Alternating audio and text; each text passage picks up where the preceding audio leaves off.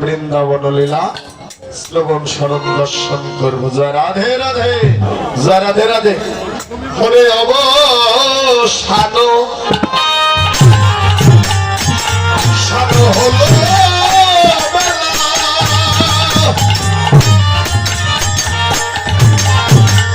ওরে ছাড়ি আমি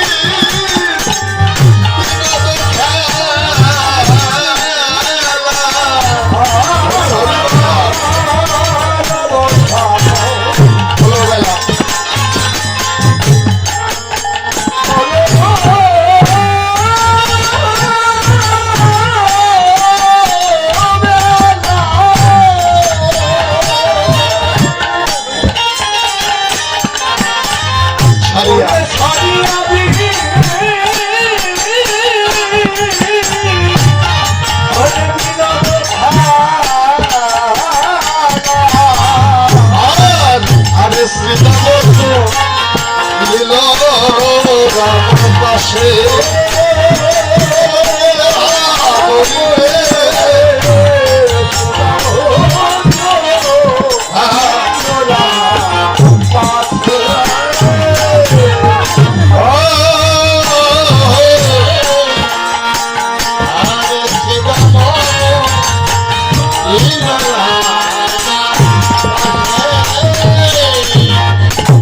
রাধে।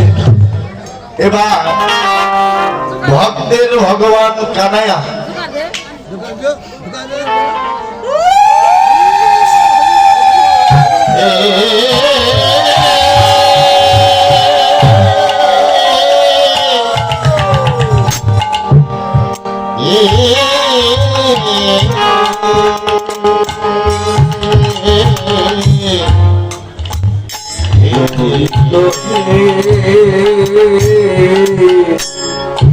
রাধে রাধে। এক গর্ভধারিণী আমার মা জননী, মা জননী ভগবানের আসরে একটি কাঁচা ফুলের মালা, বন ফুলের মালা 100 টাকা ভগবানের আসরে দান করেছে দাদু ভাই। কিন্তু আমার যে একটি বোধ অভ্যেস, মানে কথায় কথায় যেন কেমন যেন যুক্তি এসে। জয় রাধে। দিদি ভাই তো আমার বন ফুলের মালা দান করলেন, কিন্তু আমি দিদি ভাইকে কি দিব? ও দাদা, এই ফুলে কি আমার গোবিন্দের পূজা হয়? এ ছোট ভাইরা, এই ফুলে কি আমার ঠাকুরের পূজা হয়? ভালো করে শিখে যা না। আরে জয় রাধে রাধে। এই ফুলে পূজা দাদা হলে কোন ফুলে হয়? সাদা ফুলে। হ্যাঁ, কোন গোলাপ ফুলে? ওরে আমার সাধু রে। জয় রাধে। এই খটখট করা না, গোলাপ ফুলে না। এই ফুলে আমার ঠাকুরের পূজা হয় না দাদু ভাই। এই যে মালা দিলেন, এই ফুলে আমার ঠাকুরের পূজা হয় না। এই ফুলটা হলো বনের ফুল, বন ফুলে কোনোদিন আমার ঠাকুরের পূজা হয় না। শাস্ত্রে বললেন হয় জগৎ পূজা যদি দিতে হয় বনের ফুল নয়, এই মনুফুল দিয়ে আমার গোবিন্দ চরণে অর্পণ করে দাও।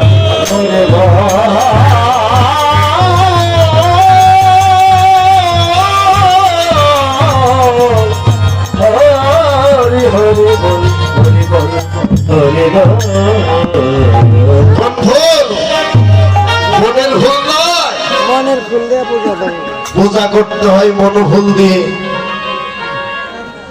বাস্তব প্রমাণ দিয়ে দেয় যে গোসাই দাদা এর একজন ভালো, কারণ অনেক জায়গাতে এর সাথে আমার দেখা হয়।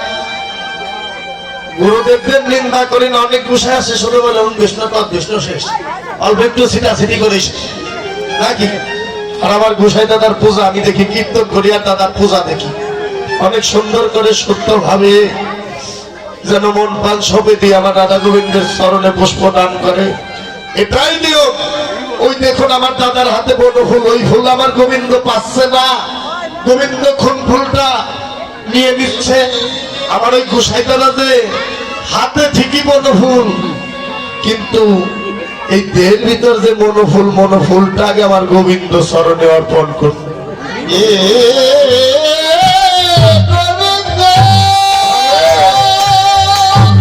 আসতে বাবা, বাকিরা নগো। আগে যদি মনোফুল না দেওয়া যায়, মনোফুল দিয়ে আমার গোবিন্দের পূজা হয় না।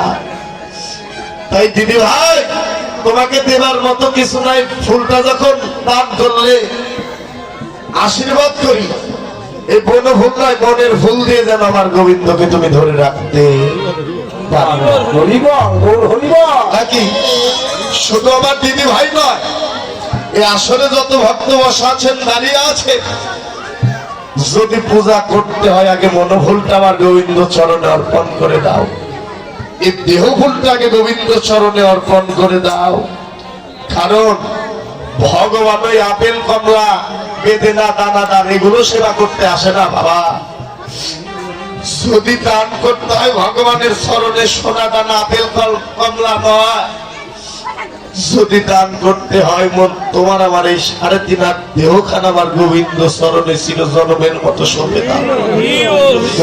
চিরজনমের মতো যেন দান করে দাও। কেন দান লীলা যারা শুনেছেন, দান লীলায় একটি পদ আছে, কিসেরও দান চাহে আমার গুড়া দ্বিজমণি। কিসের দান চাহে?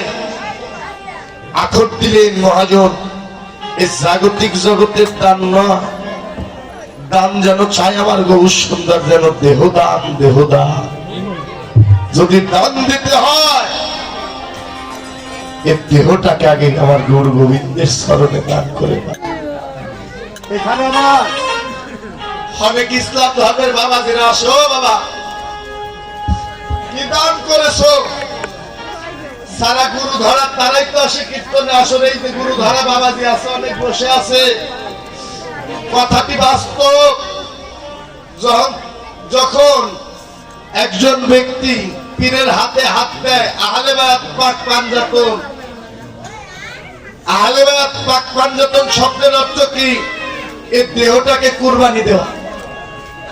দেহের কামনা বাসনা সব শেষ নাকি? ও বাবা, সত্য না? ওই যে আমার বাবাজিদের কাছে শুনে এই দেহটাকে গুরুর চরণে চিরজনমের মতো কোরবানি দিয়ে দেয়। যারা দেয় ওই পাঠা বলি না, ওই কালী পূজা আসলে পাঠা বলিও বলি না। বলি যদি দিতে হয় তোমার দেহখানাকে বলি দাও।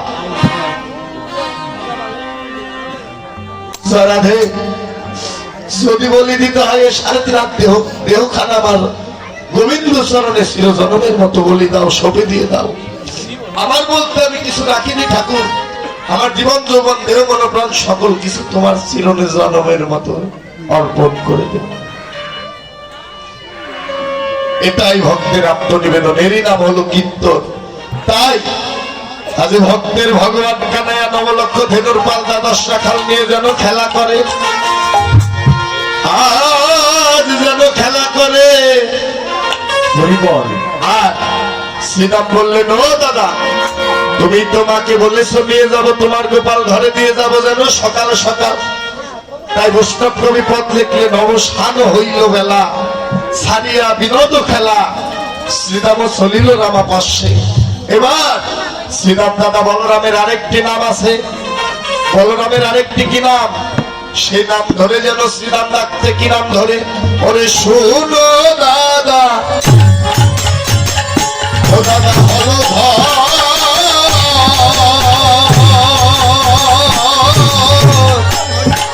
মনে কি কিছু তাই তো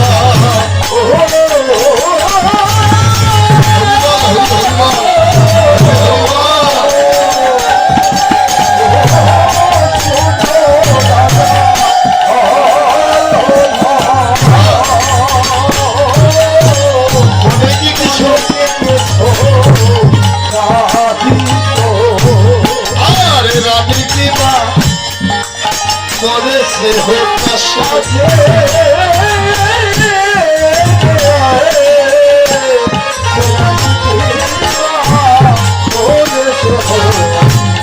Oh,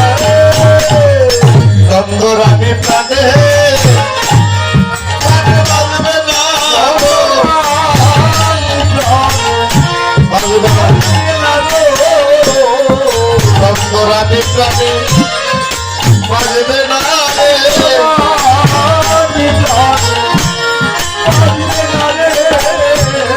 ওরে প্রাণের গোপাল গোপাল বলে এই নন্দরানী প্রাণে বাজবে না রে হরি হরি বল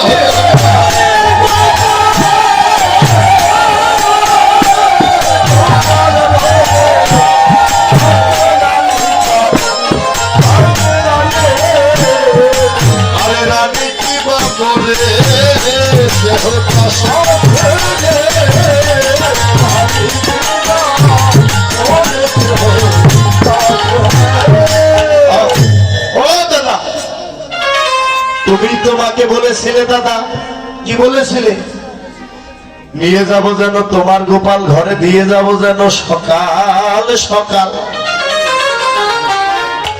হরিবল তাই বললেন ও দাদা মাকে তো তুমি বলেছিলে নিয়ে যাবে তোমার গোপাল ঘরে দিয়ে যাব সকাল সকাল কেননা যারা গোষ্ঠলীলা শুনেছে মা যশোমতী গোপালকে আজ বনে পাঠাবে না কেন মা নিশীথে স্বপ্ন দেখলেন কালিন্দীর যমুনায় পড়ে গোপাল যেন মারা গেছে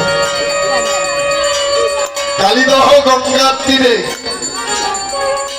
পড়ে যেন বিষাক্ত জল সেখানে পড়ে হ্যাঁ এ গঙ্গা তো সেই গঙ্গা না এ গঙ্গাই তো শেষ ধ্বংসেরও গঙ্গা আবার রক্ষারও গঙ্গা নাকি এ কথা কিন্তু আসলে অনেক ভক্ত আছে সবাই বুঝবে যারা দে এ বিষাক্ত গঙ্গা এ গঙ্গা সেই গঙ্গা না যারা দে দেখলেন যমুনায় পড়ে মারা গেছে মায়ের মনটা ভালো নয় কুস্বপ্ন খারাপ স্বপ্ন দেখলে তাই মা যশোমতী আজ গোপালকে যেন খেলায় পাঠাবে না আজ মা যেন আজ গোষ্ঠ গোচরণে পাঠাবে না দেখেছেন বাবা আপনারা বলতে পারেন দাদা আমি যে বিরক্ত হচ্ছি কেন হ্যাঁ আস্তে কারণ তোমরা মনে করো না যে দাদা বারবার আপনি এত রাগ করছেন কেন কারণ কীর্তনটা আমি এখানে একা দাঁড়িয়ে আছি দাদু ভাই এখান থেকে ফিস ফিস ওখান থেকে ফিস ফিস আসলে কিন্তু আমার বেডে একটু সমস্যা হবে কারণ গাছের শত্রু হলো লতা একটা বৃক্ষ যতই ভালো হোক না কেন যদি একবার লতা পেঁচিয়ে যায় সেটা কিন্তু আর বেড়ে উঠতে পারে না নাকি দাদু ভাই আর কীর্তনের শত্রু হচ্ছে কথা তোমরা যদি ওই কানের ঘুরে যদি ফিস ফিস বিন বিন করো মা তাহলে আমি কাদের নিকটে কীর্তন করলাম এতক্ষণ আমি যা বলেছি সব বিফল কারণ আমরা শুধু টাকার জন্যই কীর্তন করি না বাবা মা কীর্তন করি টাকা পাই এটা বাস্তব কিন্তু আমারও যে একদিন ওই ভব নদীর পার ঘাটে গিয়ে দাঁড়াতে হবে দাদু ভাই হরিবল হরিবল কারণ তোমাদের ধারে হাজার হাজার লক্ষ লক্ষ কথা বলি এ আমার একটা কথা যদি শুনে যদি কর্ম করতে পারো আমার সেদিন কীর্তন গাওয়াও সার্থক হবে তোমার শোনাও সার্থক হবে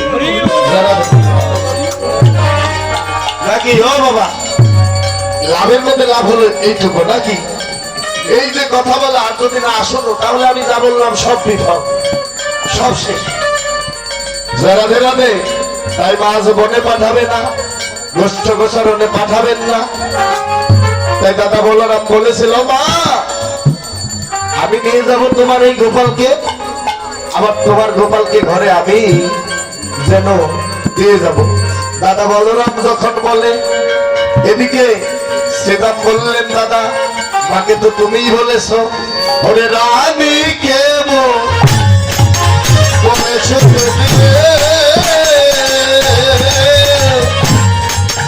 সকালে শিব আমি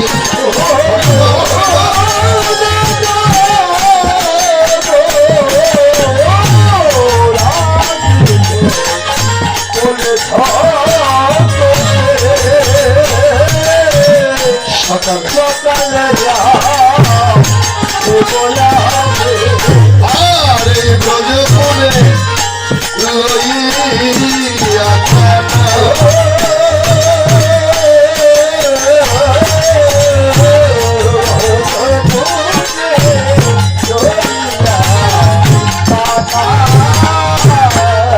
যেন সকালে সকাল ভাবে আসব সকাল সকাল সকালে সকাল ওরে ঘরে আসব ওরে ভাই কামাইছে সঙ্গে নিয়ে ও মা এই কানাইয়াকে নিয়ে যেন সকালে সকাল ঘরে আসব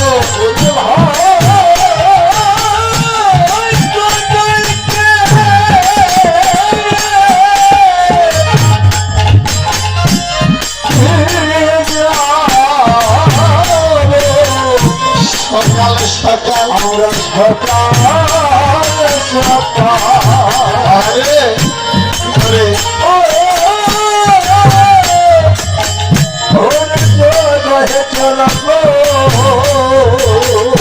আরে ব্রজপুরে লইয়া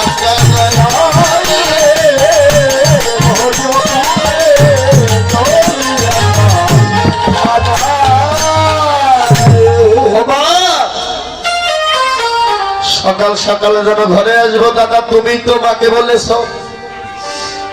এদিকে কানাইয়া এসে বলছে গুণের ভাই শ্রীরাম রে ও শ্রীরাম ও পরাণের ভাই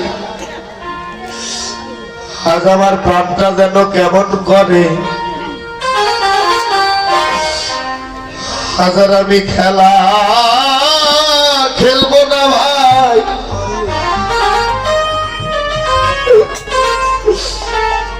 আজ আর আমি যেন খেলা খেলবো না খেলায় আমার মন পড়ছে না কেন আজ আমি কেমন যেন ঘন ঘন বিষম খাই রে ও দাদু ভাই আপনি দূরদেশে গেছেন দেখবেন আপনার কথা যদি বারবার যদি কেউ মনে করে ঘন ঘন কিন্তু বিষম খেতে হয় হয় না দাদু ভাই এই অন্তর্যামী ভগবান বললেন আমি ঘন ঘন বিষম কেন খাই জানিস সেটাম আজ আমার মা বুঝি গোপাল গোপাল বলে কাঁদিতেছে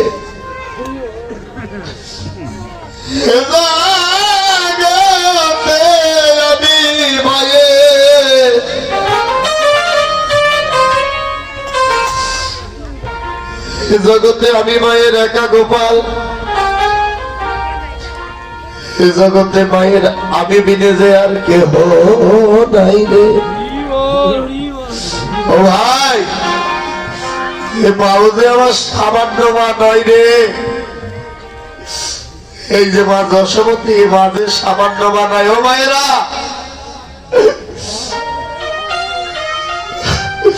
সন্তান গর্ভে ধারণ করলেই মা হওয়া যায় না রে ভগবানের জন্ম হলো কংসের কারাগারে দৈবগিনীর উদরে অষ্টম গর্ভে কিন্তু মা বলে ডাকলো আমার মা যশোমতীকে যশোদাকে কথাটি সামান্য কথা নয় রে দাদু ভাই কৃষ্ণ যশে যে মতি সেই হলো মা যশোমতী মা হও মায়ের মতো কৃষ্ণ যশে যে মতি সেই তো মা যশোমতী এই জগতে ভগবানকে বাঁধার মতো শক্তি কারো নাই মা বাবা ভগবানকে বাঁধতে জগতে এমন শক্তি কারো আছে দাদু ভাই এই জগতে কারো নাই কিন্তু মা যশোমতী ভগবানকে বেঁধেছিল যমলোচন বৃক্ষ দিয়ে এ মাঝে সামান্য মা নয় এও যে এক বড় ভক্ত সত্য যুগে আমার ধরা সতী বাম স্তন বন্ধুক থেকে ভগবানের সেবা দিয়েছিল বৈষ্ণব সেবা দিয়েছিল তিনজন বৈষ্ণব ছিল ব্রহ্মা বিষ্ণু মহেশ্বর তারা যখন সেবা করে আর বললেন, মা, ও মা, তোকে আশীর্বাদ করে দিলাম মা, তুই কাঙ্গাল হয়ে যে কাঙ্গালের সেবা দিলি, বৈষ্ণব সেবা দিলি মা। আমি স্তন বন্দুক রেখে আজ তোকে আশীর্বাদ করে দিলাম, এই কাটা স্তনের দুঃখ একদিন আমার ভগবান নিজেই যেন সেবা করবে। বলে রে,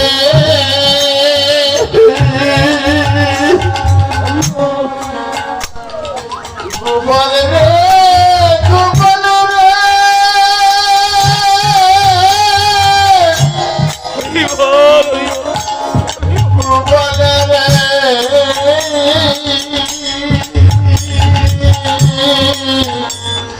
আনন্দ হয় ও গোপাল রে।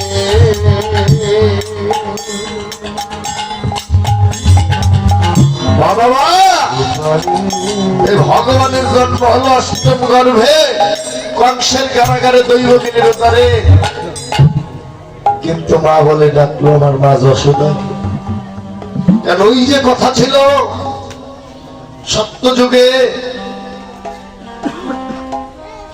এই যে যশোদা ধারাসতী হয়ে আসলেন মা যশোমতী, মা যশোদা কাটা স্তনের দুগ্ধ ভগবান নিজেই পান করলেন, আর মা বলে ঋণ শোধাইল। এ মাদের সামান্য মানয়, তাই কানাই আমার দুটি নয়ন জলে কাঁদে আর বলে, গুণের ভাই শ্রীরামরে, আজ গোপাল গোপাল বলে যদি মায়ের যদি মরে যায়, আমি মায়ের স্মরণে চির জনমের মতো অপরাধী হয়ে যাব। ও মা,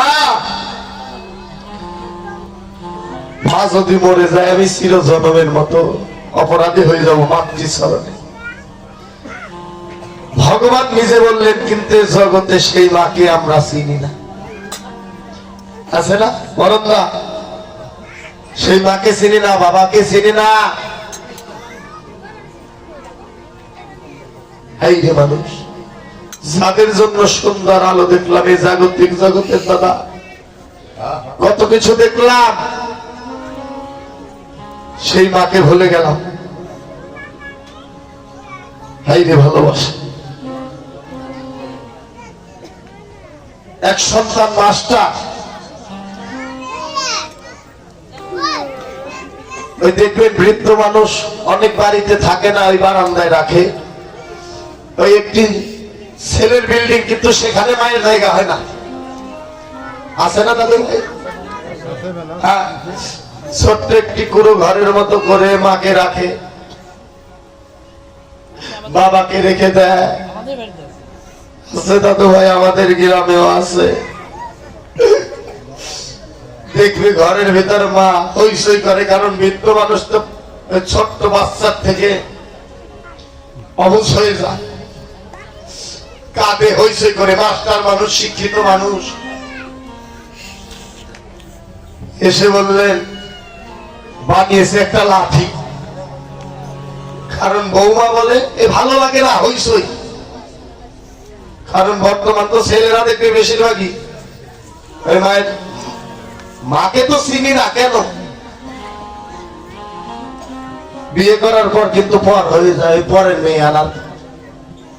বর্তমান যুগে যেটা হচ্ছে, কথাগুলো ভালো করে শুনে যাও, কারণ মায়েরা, এই মায়েদের শত্রু আমার মায়েরাই, কারণ বিষ ঢালাই পটু কিন্তু মায়েরাই বেশি। আবার কেউ অন্য কিছু বলেও করতে পারেন, দাদু ভাই আপনারা ভাই আছেন পাঁচটি, দেখবেন 5 ভাই মিল আছে, অমিল হয়ে যায় কিসের কারণে? একমাত্র নারীর কারণে। হ্যাঁ, এই মায়েদের জন্য, মায়ের মেয়েদের জন্য। হাসিস কেন? যেটা ছিল সত্য কথা সেটাই বললাম। কীর্তন শুনে যাই তোর কোনো লাভ হবে না, এগুলো ভালো করে শুনতে হবে।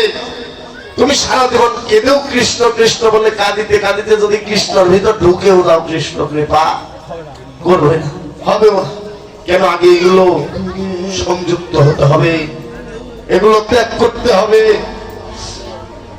ওই মাস্টার বাবু একটা লাঠি বানা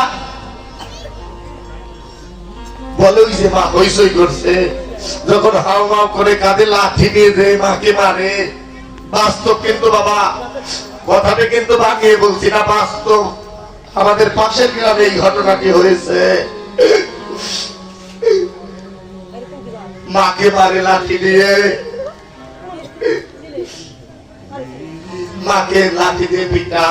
দাদু ভাই, শুধু মাস্টার কেন, অনেক দাদু ভাই আছে। আবার কেউ যদি আসলে মাস্টার থাকেন, দাদু ভাই কিছু মনে করবেন না, কথাটি কিন্তু আপনাদের তুলে বলছি। কেননা মারে একদিন হঠাৎ করে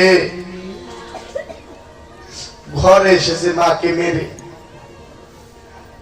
আসার পরে খাটে শুয়েছে, দেখে স্ত্রীর পাশে ভিজা।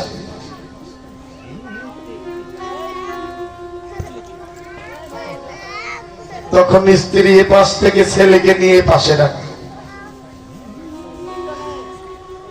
আবার এ পাশে প্রচ্ছাপ করে দেয়, আবার এ পাশে রাখে। বলে বাবা শোনা, বাবা অমন করে না। স্ত্রীকে বলে ছেলেটাকে একবার এ পাশে একবার ও পাশে রাখো কেন? বলে কেন, এ পাশে প্রচ্ছাপ করেছে, ভিজে গেছে, ছেলে ঠান্ডা লেগে যাবে, তাই এ পাশে রাখি। মায়ে নিজে ভিজে আছে, এ পাশে প্রচ্ছাপ করে দেয়, বললেন বুকের ভিতরে রাখে, ছেলে ঠান্ডা লেগে যাবে ভিজে গেলে। সেই মাস্টার বাবু ছেলের দৃশ্য দেখতে দেখতে দুটি নয়ন জলে কাঁদে আর বলে আমার স্ত্রী যেমন আমার ছেলেকে পাশ থেকে ও পাশে নিচ্ছে, আমার ওই গর্ভধারিণী মাও তো এটাই করেছে। এই যে জ্ঞানের অঙ্ক ফিরে আসলেন, আমার মাও তো একদিন আমাকে এমন করেছে। দরজা খুলে দৌড়ে গিয়ে বললেন মা, ওমা দরজাটা একটু খোলো। মা ভয়ে থরথর করে কাঁপে, মনে মনে ভাবে লাঠি নিয়ে ছেলে আবার এসেছে। কেঁদে কেঁদে বললেন মা তুমি ভয় পেও না, তোমায় আমি মারবো না মা। দরজা লাঠি দিয়ে ভেঙে মায়ের স্মরণে পড়ে গিয়ে বলে মা, ও মা আমি সারাটি জীবন পাপ করেছি মা, কারণ এই জগতে যে যতই ভালোবাসুক মায়ের থেকে আপন আর কেউ হতে পারে না, এই জগতে বান্ধব কেউ হতে পারে।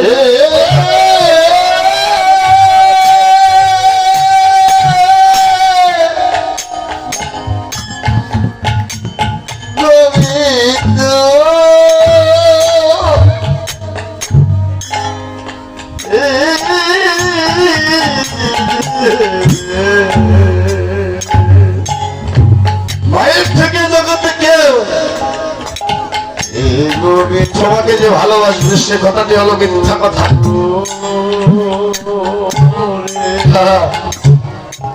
জানাবে মায়ের থেকে জগতে ভালো তোমায় ভাই কেউ আসে না রে মা। মায়ের স্মরণে কাঁদে আর বলে মা আমায় তুমি ক্ষমা করে দাও মা, এ জগতে তোমার থেকে আপনার কেহ নাই রে, দরদি আর কেহ নাই রে। ও দাদু ভাই, সেই মায়ের জন্য আমাদের এক মুঠো ভাত জোটে না, সেই মায়ের জন্য আমাদের এক মুঠো ভাত যেন জোটে না।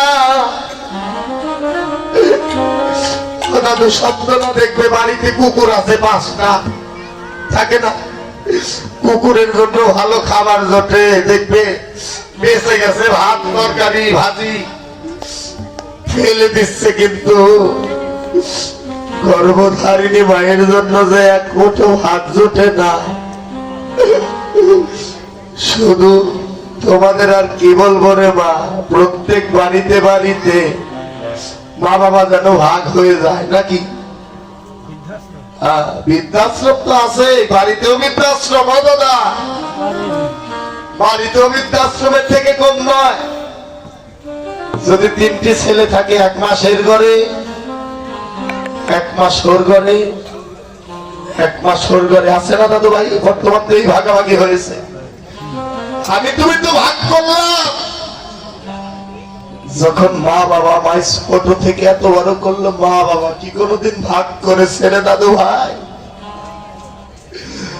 ভগবানের আসরে বলে যায়, কথাটি ধরে যাও, কেউ যদি মা বাবাকে সেবা করাতে পারেন, নিজে না খেয়ে ভাগাভাগি করবেন না, মাকে ভাত দিবেন, সারাটি জীবন দেখবেন আপনার কোনোদিন অভাব হবে না, কোনোদিন অভাব হবে না।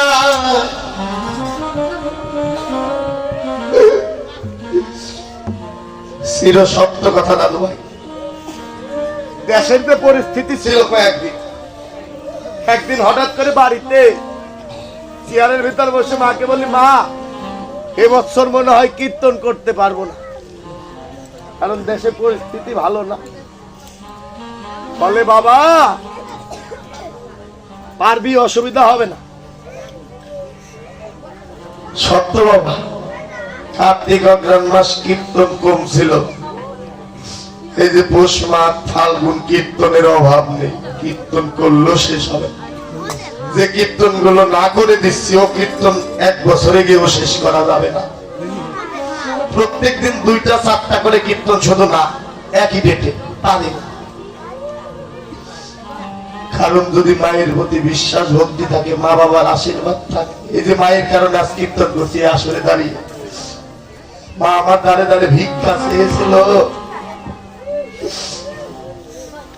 মা একদিন বলে, বাবা রে, আমরা 3টি ভাই,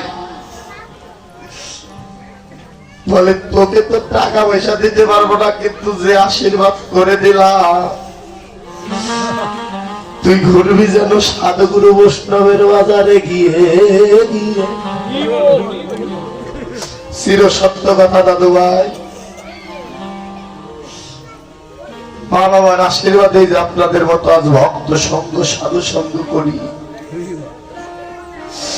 সেই মায়ের জন্য এক মুঠো ভাত জোটে না।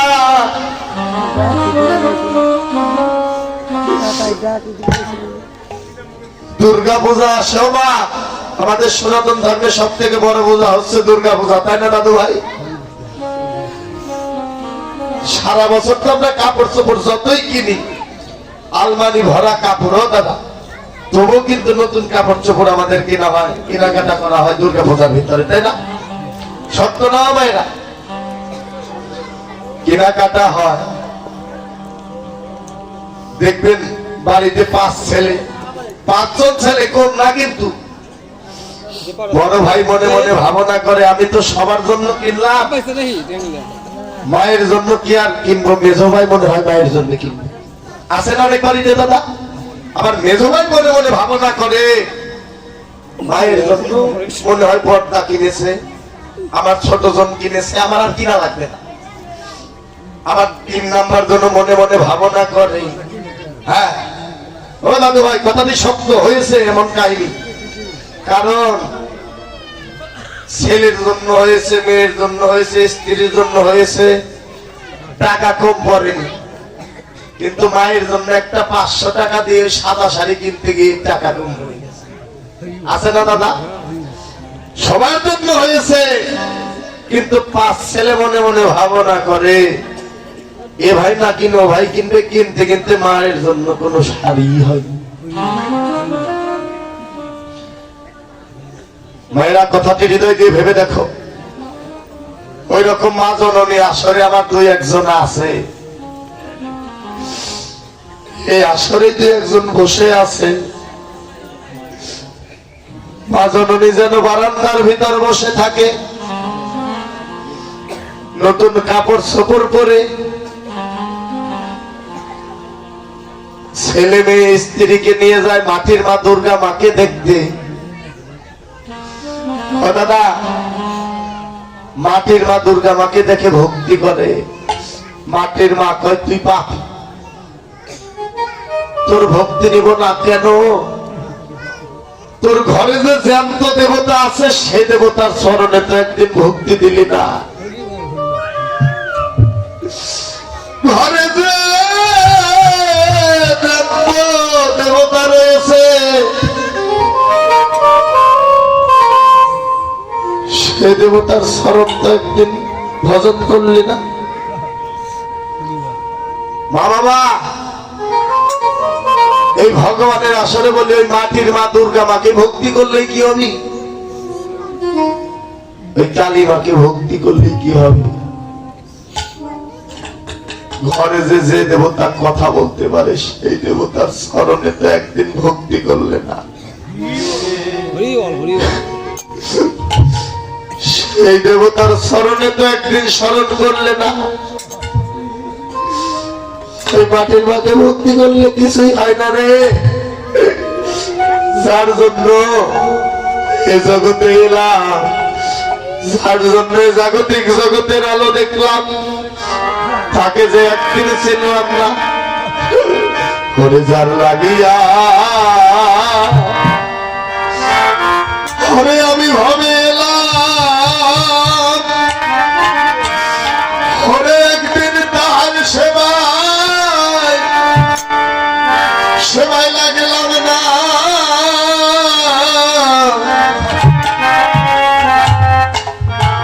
ওরে এই জগতে মায়ের মতো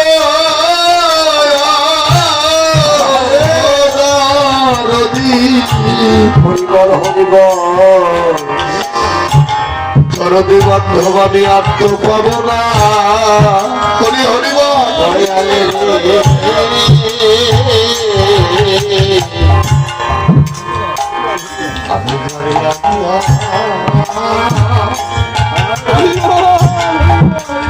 ওরে নাম ভাবে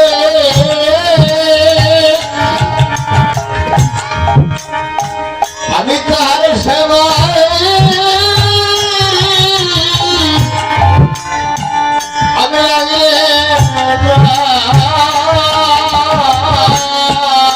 হরি হরি বল হরি হরি বল ওরে মায়ের মতো হে গো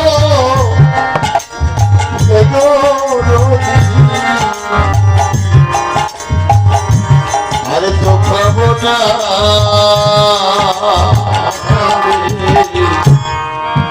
আমি যার লাগিয়া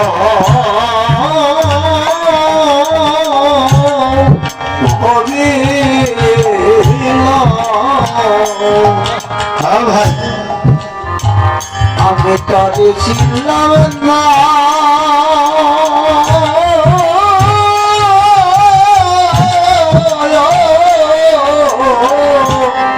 এই জগতে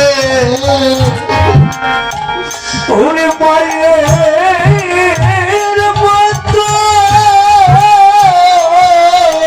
এই জগতে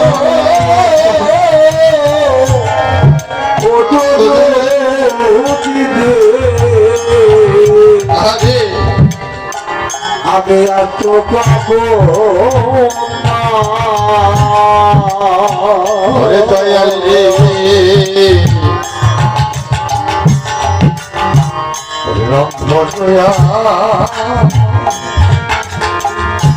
এই জগতে রাম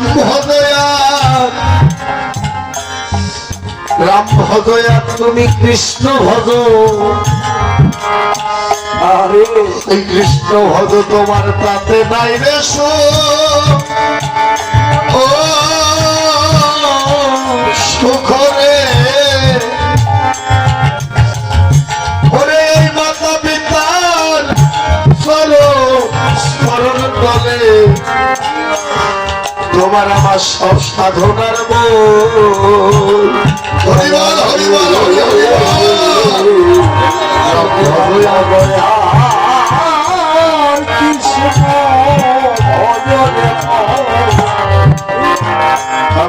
তোমার কত না গেছে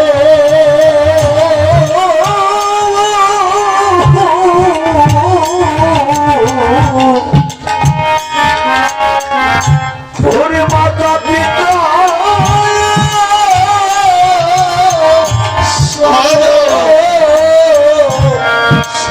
শরণ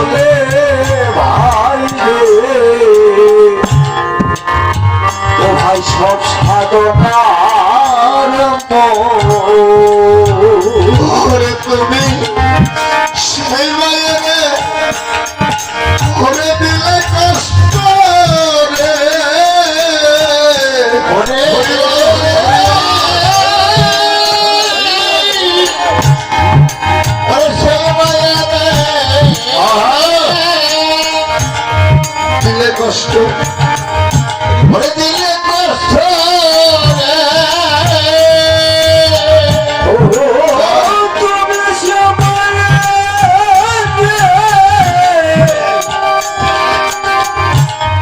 দিলে কষ্ট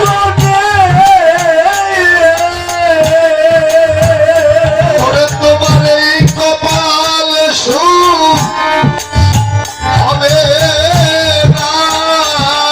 ওরে তুমি সে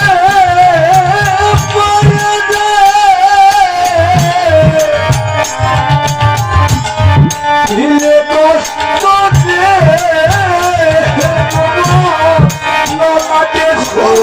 শুনে না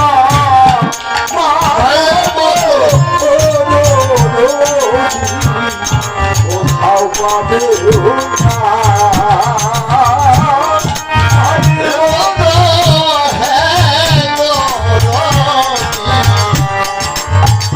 আমি আর তো পাবো না।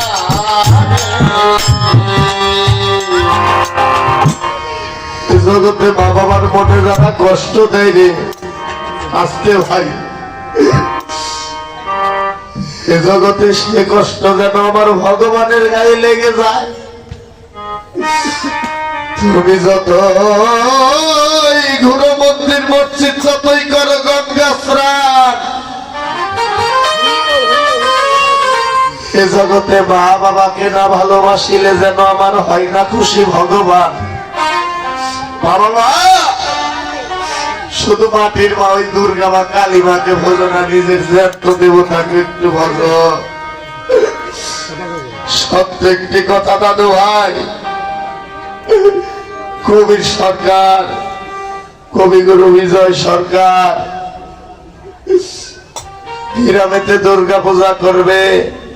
যে গ্রামে দুর্গা পূজা হয় না, দুর্গা পূজা আসলে দেখবেন মনে মনে ভাবনা করে এবছর আমরা পূজা করবো, বলে না দাদা? এলাকার ছেলে পেলেদের বলছে এবছর দুর্গা পূজা করব। সবাই আনন্দে যেন মেতে আছে।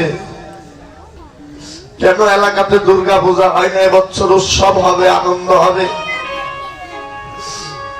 সবাই আনন্দতে যেন ভরপুর। কেউ বলে কাকা বাবু, জেঠা বাবু, দাদা বাবু, তাহলে পূজা এবছর করবে?